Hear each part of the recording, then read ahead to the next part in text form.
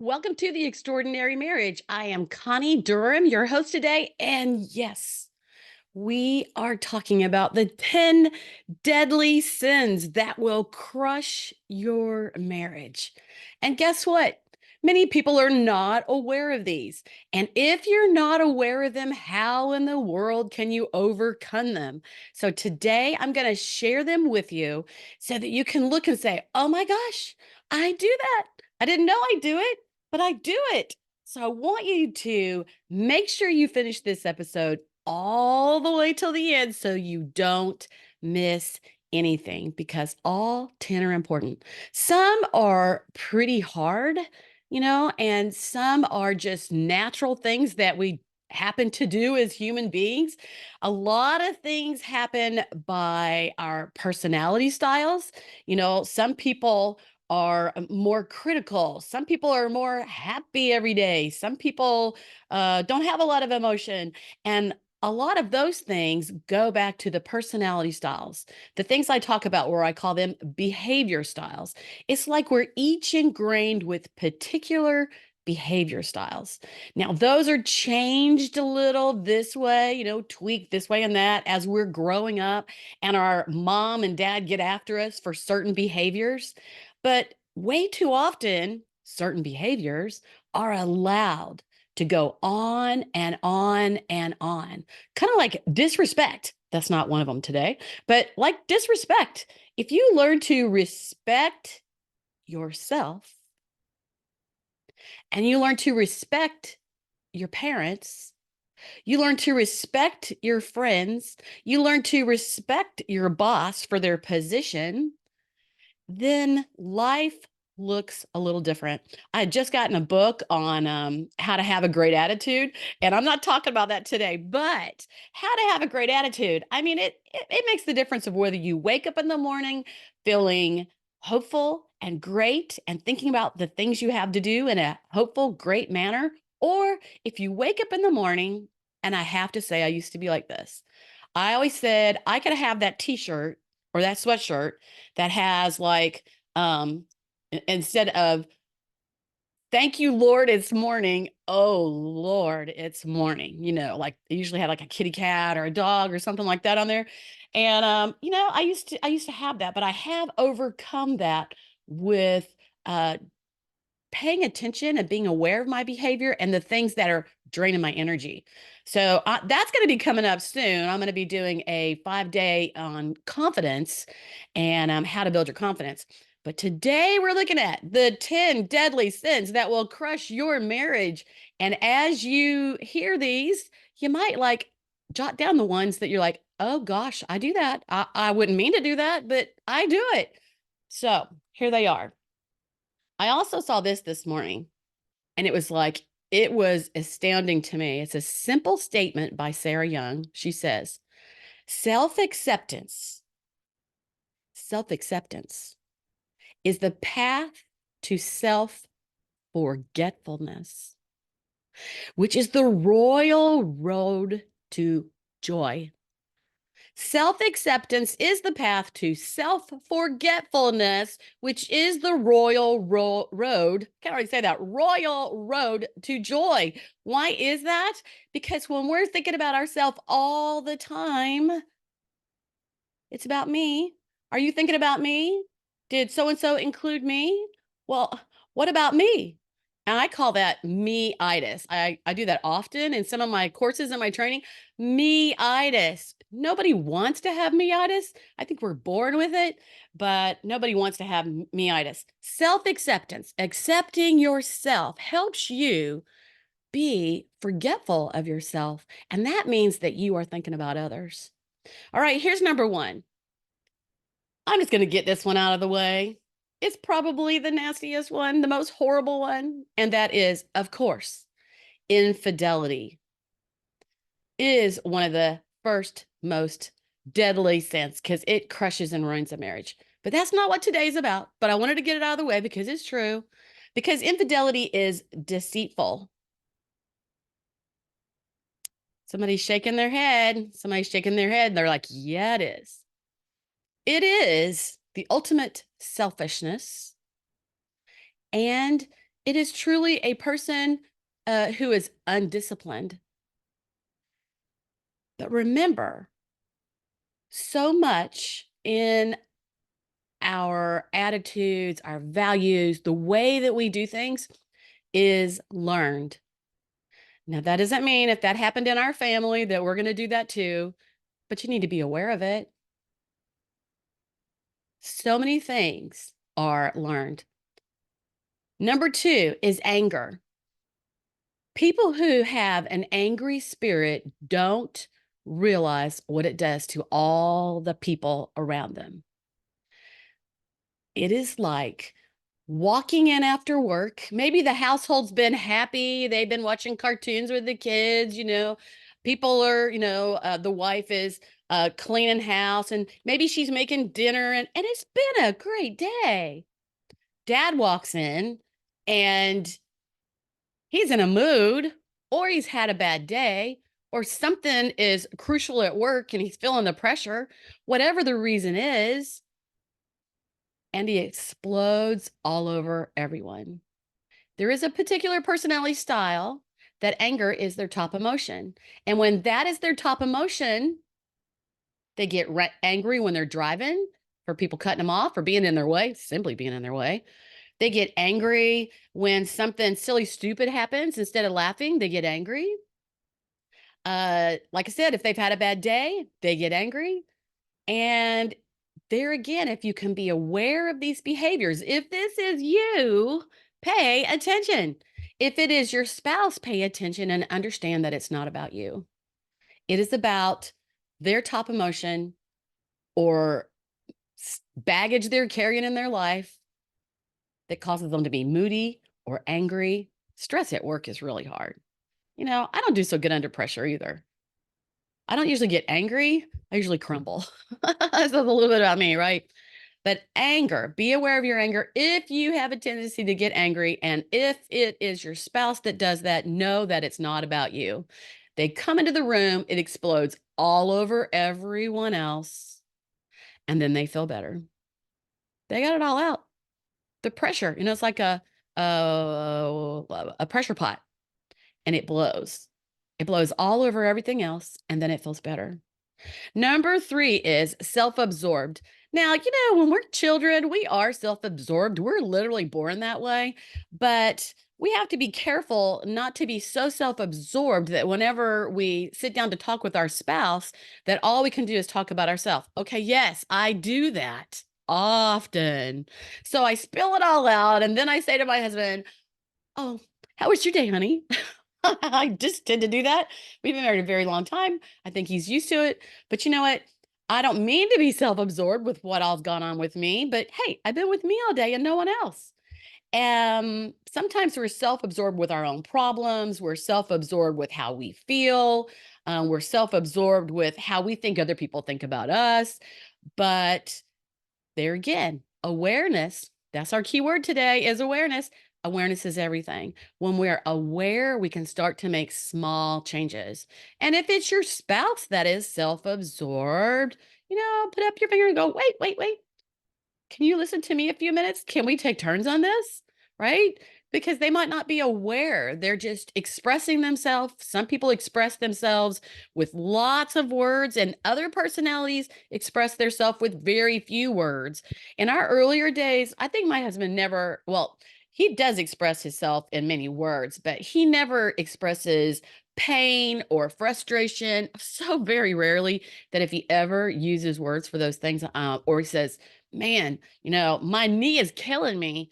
Had trouble sleeping last night. Then I'm going to pay attention because he hardly ever says anything. So I'm going to pay attention on that. So we want to make sure that we are not self absorbed because we're the only person who can control us, right? And if it's our spouse, we'll kindly say, hey, can I have a turn? Number four is critical. This is really a hard one because some personalities, some people are hardwired to see everything that can go wrong, to criticize instead of lifting up. And if a person is critical, it is kind of a natural thing for them. Or maybe they've been criticized a whole lot as a kid and they grew up with somebody who criticized them, and that seemed like this is the thing you do to be accepted in my house is criticize everything and everyone. Well, I have to tell you, it's not a very popular thing to do. Do you like to be criticized? Do you like somebody looking over your shoulder, telling you what you're doing wrong? I doubt there's any yeses out there. I sure don't. In fact, when somebody looks over my shoulder, I find myself stopping and thinking, ugh, go away. I feel like they're judging me. Oh, yeah, they might be. If they're critical, they are judging you. So it is finding that thing. Again, if this is your spouse and they're criticizing, they're probably never lifting you up. They're never saying, great job. I appreciate you. It's like not in their DNA. It's not in their DNA. And if that's you that you realize you're critical, then every time you have that critical thought in your head, think the opposite and say it to yourself 3 times. Start looking at what is good that the people do around you. Start being thankful. These are some ways to overcome a critical spirit. Number 5, the blame game. Little kids play this all the time. Brothers and sisters, yeah, they're always blaming somebody else. And only children, they usually have an invisible friend that they can blame, right? We all like to blame our frustrations, our problems, our emotions on someone else. And we have to take responsibility. We have to take responsibility. It's very annoying if you're married to a person who always is blaming you. What's that old saying? Like, whenever you're pointing your finger at somebody else, you got 3 other fingers pointing back at you. Yeah, that goes to the blame game. And unless we learn to take responsibility, we can't develop that unity with our spouse because it's pretty irritating, and honestly, it makes you downright mad, even if you're not an angry person, if somebody is always blaming you. If your spouse is always blaming you for their problems, you're like, "Man, get a life," right? It's frustrating. Number 6 is unforgiving. There is a saying, let's see if I can recall it. Well, there's a couple of them, and one of them, when you are unforgiving, it means you have bitterness. Bitterness grows into a gigantic monster. Not forgiving people grows into a gigantic monster. Now, there are things that, man, it's hard to forgive certain things if they have really been done to you, like number 1, infidelity, right? Takes a special person to be able to forgive that, and every instance is different. But an unforgiving spirit, it's like just negativity floating around your house. Negativity floating around your house. And how does the other person feel when you won't forget them? Forgive them. We all have choices. All our choices make up our life. Our thoughts, what we think about all the time become our choices. And then our choices become our life. And is your life happy? Do you enjoy your life? Are you finding yourself not enjoying life? Because maybe you have a handful of these 10 deadly sins. All right. So, unforgiveness. Number 7 is not admitting you need help. Oh, you awesome people out there who love helping others, and you're always giving and you're always doing. And, you're Johnny on the spot. You tell everybody yes when they need something. But when you need something, you cannot tell anyone you need help. Why is that? Is it because you're too proud to ask for help? You don't want anyone to know that you need help? What is it? It's up to you to figure that out and to ask for help. And that might be from your spouse, it might be from your best friend, you know, um, or you might need to go to a counselor or a coach or get help. But everybody needs help on occasion. Now, I know for myself, I've been working on this podcast since November of 23. Well, actually, 2 months before that, as I started getting all the guests on here. And, it starts to get to a point to handle all the logistics of the podcast and speaking and coaching with others. And, I'm coming to a place where I'm going to have to ask for some help. And I don't hardly know how because, we don't want to ask for help. We want to be independent. We want to be able to do it all. But, we cannot.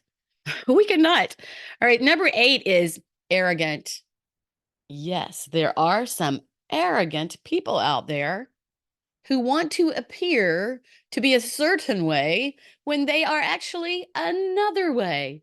They might be arrogant because they have many degrees. They might be arrogant because they rose up fast in their business. They might be arrogant because they're actually insecure. They might be arrogant because they're actually insecure. Arrogance is like self righteousness. I'm better than everyone else, always looking down at everyone else. I'm going to take this to the fact of arrogant people who only think about themselves are never thinking about the other person. And in marriage, this can be quite challenging because, oh, I think there was one up here. Well, self absorbed. Everything is about them, right? Arrogance pushes people away. I would think humble people draw other people in because they're humble, they're loving, they're kind, they're real. They're thinking about the other person. They're not just thinking about their self. But when a person is arrogant, it pushes people away. And, we could throw a few of these things in. Arrogance is being self absorbed. Arrogance is being critical. That means you think you're doing everything better than somebody else. Arrogance is not forgiving people. Arrogance is not admitting you need help. We wouldn't mean to do that. Number 9 is not trusting. Now, this is a hard one because it goes way back to our childhood. What all has happened to you in your life to make you not trusting? Or maybe you're married to a spouse that's not trusting. I really believe most of the thing of not being trusting goes back to our childhood, what we were taught. Sometimes we're taught to be cautious, and that cautiousness, translates into not trusting. Yeah, sometimes we do have to be not trusting. We were just selling a vehicle, and I'm like, well, how do you collect money these days? And how can you trust people? There's so much, there's so many fraudulent things going around that you do have to be cautious, smart, thoughtful, cautious. But when we're not trusting, what does that say to our spouse?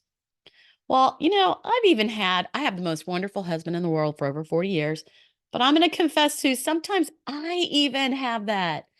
I think it goes back to being raised uh, in a way that I was cautioned all the time, cautious, cautious, or sometimes told about the worst thoughts that could happen. I'm actually opposite of that personality where typically I would be, I just look at the bright side and the good things that can happen. But, that was a good thing that it helped me develop that ability to be cautious and to think things through. So a certain amount of caution is important. But when we're not trusting, what does that say to our spouse? Well, sometimes the fact of not being trusting is not anything about your spouse or what they've done, but it's within ourselves. That insecurity, that voice in our head that sometimes tells us we're not enough. Not trusting, a lot of times, like I said, comes from within. There is a particular personality. There we go again on those personalities. I'm telling you, personalities and behaviors are predictable if you understand the personality styles.